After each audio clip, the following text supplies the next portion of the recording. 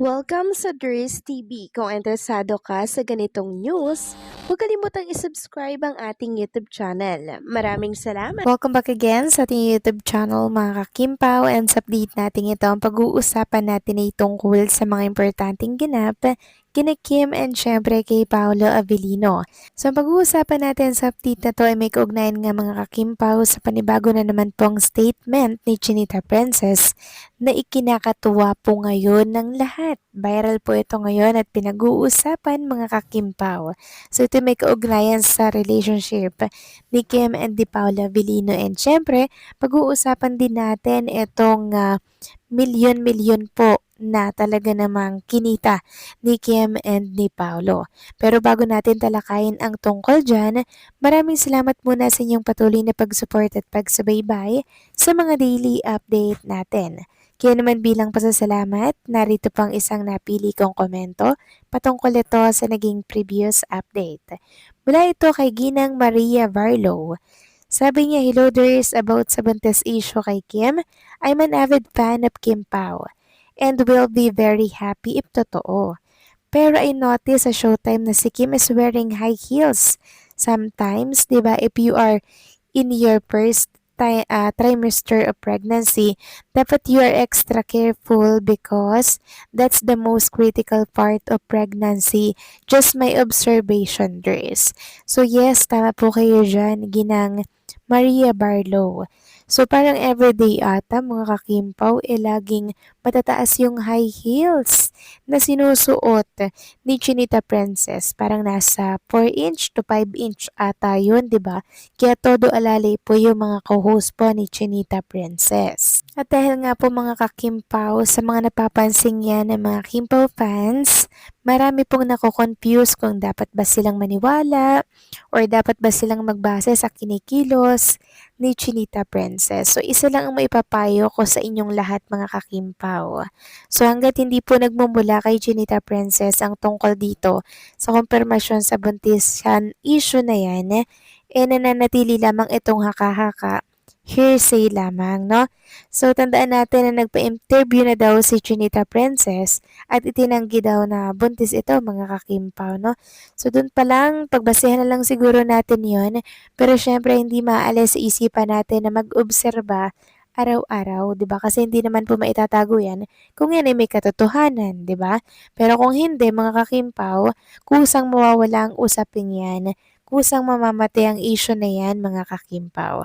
So maraming salamat po sa inyong komento, Ginang Maria Varlo. God bless po sa inyo at mabuhay kayo. So eto na nga pag-usapan na natin mga kakimpa, mga topic po na nakalap natin sa update na to. At unahin na nga nating pag-usapan ang tungkol dito sa naging statement ni Chinita Princess na pinag-uusapan ngayon sa mundo po ng social media. So ito po kasi yung sinabi ni Kim Chu, mga kakimpaw. Sabi niya, sundan ang isip, kakasunod ko kasi sa puso ko, minsan nagkamali ako.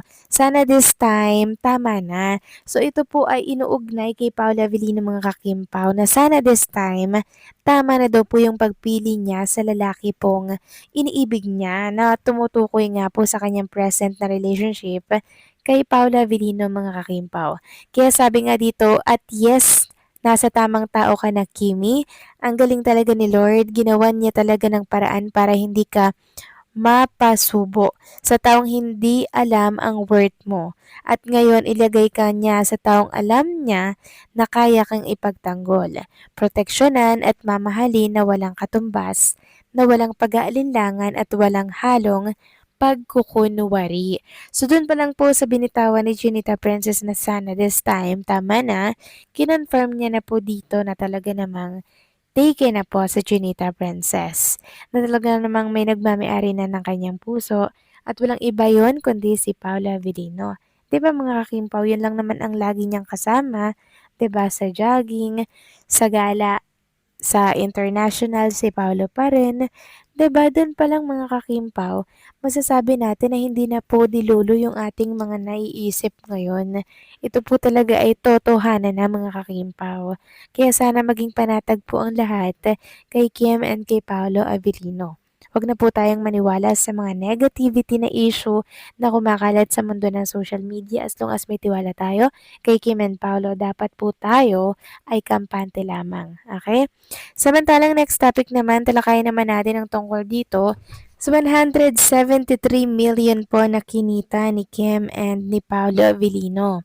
Meron kasi tayong nabasang post na ganito, sabi niya, "Relocal film, sobrang proud ako sa 173 million ang my love will make it disappear. Proud kasi whether fans lang yon or combi of fans, Gen audience, at least Kim Pao can deliver 100 million despite a very predictable plot.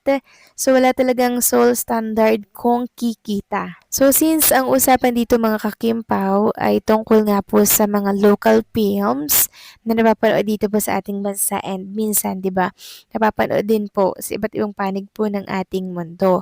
So ang importante dito is meron tayong solid fan base for Kim and Paolo Avellino na kaya pong iangat yung kanilang movie. So lalo na po ngayon may napapabalita nga po na entry si Kim and Paolo para po sa My Love Will Make You Disappear, 'di ba? Siguro naman kaya ulit nating pakitain ng 100 million ito pong movie po nila para sa Metro Manila Film Festival na mapapanood by December 25 sa oras po na ito ay ma-approve para po sa second wave nga nung mga entry para sa MMFF. So siguro kayang-kaya nating malagpasan itong 173 million lalo na kung maganda po yung kwento. Maganda rin po yung acting, pagganap ng mga artistang kalahok dito. Siyempre, given na magaling si Kim and si Paolo Avellino. And sana yung mga artistang kasama talagang meron pong ibubuga mga kakimpaw. Kasi isa rin po yan sa tinitingnan para kumita po talaga ang kanilang movie. So hopefully maka 300 to 250 million ang kitain po nitong entry ni Kim and Paolo kung papalarin po na makapasok. Kasi malakas din po ang katapatan po nila mga kakimpaw yung kay Bossing and kay Vice Ganda na collaboration mga kakimpaw. Since ito ay first time lang na mangyari, syempre malakas po ang kalaban ni Kim and Paolo. Pero syempre naniniwala kong hindi po ninyo pababayaan si Kim and Paolo para po sa kanilang movie. I'm sure marami pong magpapapa-black screening yan, mga Kim Pao fans mula po abroad na talaga namang maglalaan po ng 100,000 or million para lamang po maka-contribute sa upcoming movie or project ni Kim and ni Paolo. So hopefully makahit po tayo ng 300 million up mga kakimpaw. Kasi grabe, matindi po talaga yung katapatan po ni Kim and Paolo Avellino. Pero kayang-kaya natin yan, I think, pag nagsama-sama po ang mga Kimpaw fans, supporters na nagmamahal kay Kim and kay Paolo. So kayo ba mga kakimpaw, ano masasabi ninyo dito?